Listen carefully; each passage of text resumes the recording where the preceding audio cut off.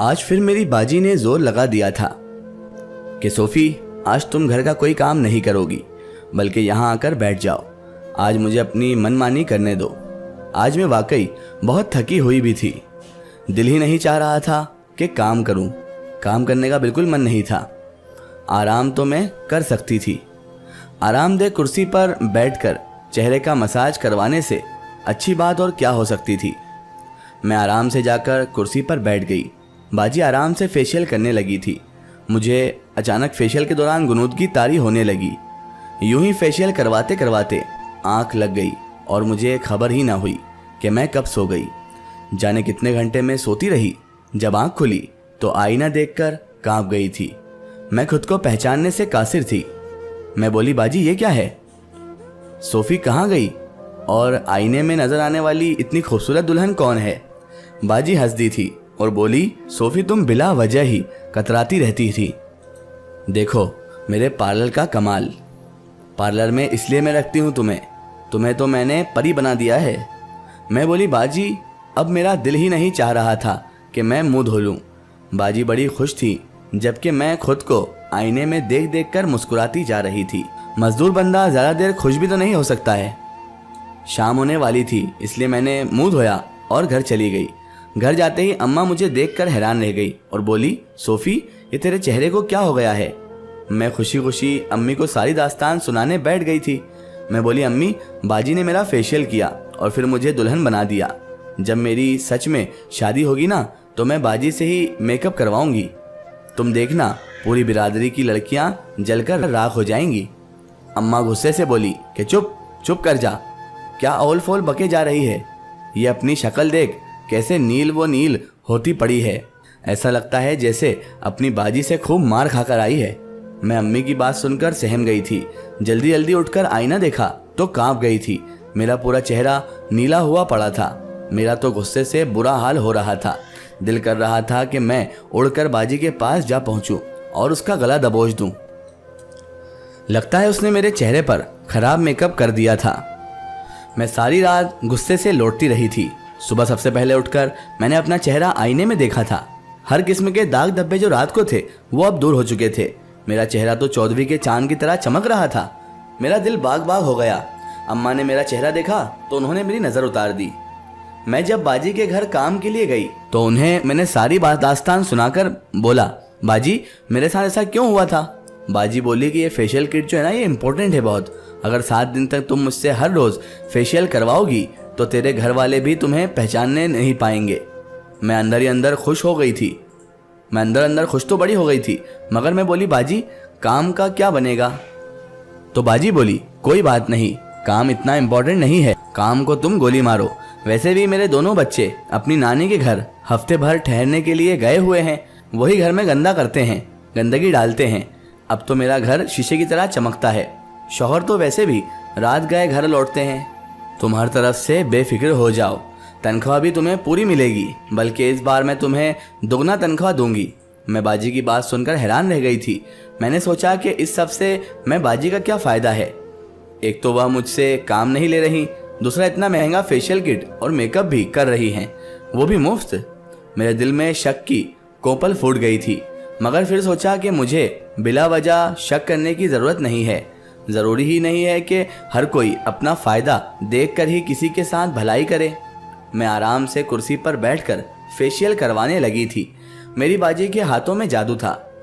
वो जैसे ही मसाज करना शुरू कर देती तो मैं नींद की वादियों में खो जाती थी। जब मैं सोकर उठी तो आज फिर मैं हैरान रह गई थी, क्योंकि आज भी मेरे चेहरे पर बहुत ही खूबसूरत मेकअप लगा हुआ था।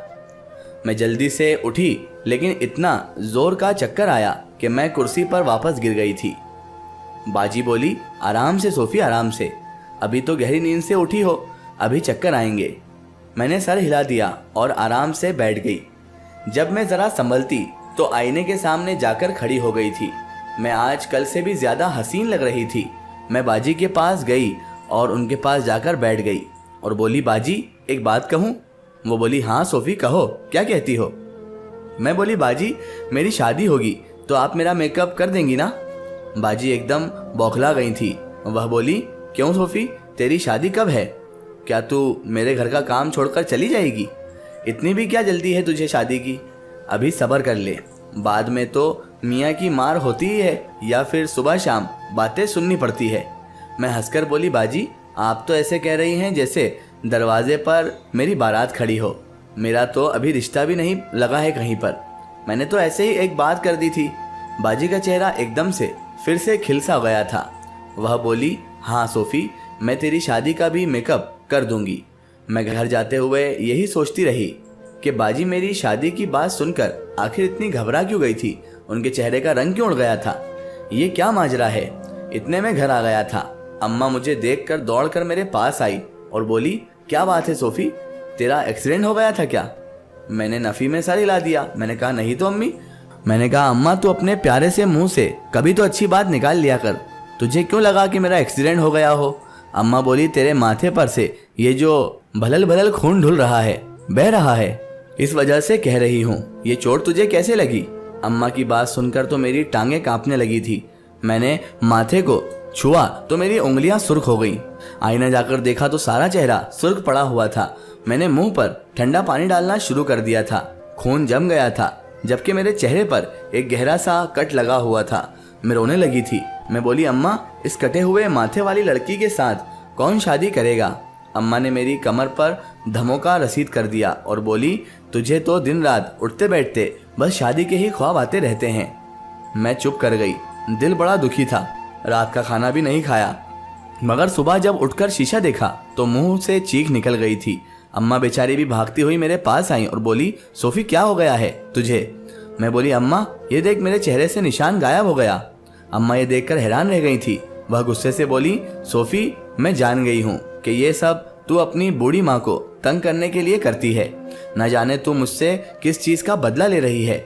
इससे तो अच्छा है कि तू एक बार ही में मेरा गला घोंटकर मुझे मार दे, ताकि तेरे दिल में कोई अरमान न रह जाए। मैंने अम्मा को गले लगा लिया और बोली, अम्मा तेरे सर की कसम, मैं ये सब जानबूझकर नहीं करती। ना जाने ये सब क्यों हो रहा है, लेकिन तू फिक्र ना कर, सब कुछ ठीक हो जाएगा। अम्मा को तो मैंने दिलासा दे दिया था, मगर मेरा खुद का दिल डर रहा था कि ना जाने ये सब मेरे साथ क्यों हो रहा है। मैं काम पर पहुंची तो बाजी बोली, क्या बात है सोफ़ी, आज बड़ी परेशान सी लग रही हो। मैं बोली, बाजी कल घर गई तो माथे से खून बह रहा था। अम्मा भी परेशान हो गई थी। माथे पर बड़ा गहरा कट लगा हुआ था। जब सुबह हुई तो मुंह साफ सुथरा था। बाजी बोली, सोफ़ी तू भी पागल है। मैंने कल जाते समय तेरे माथे पर मेकअप ही ऐसा किया था कि तुझे लगे कि खून निकल रहा है।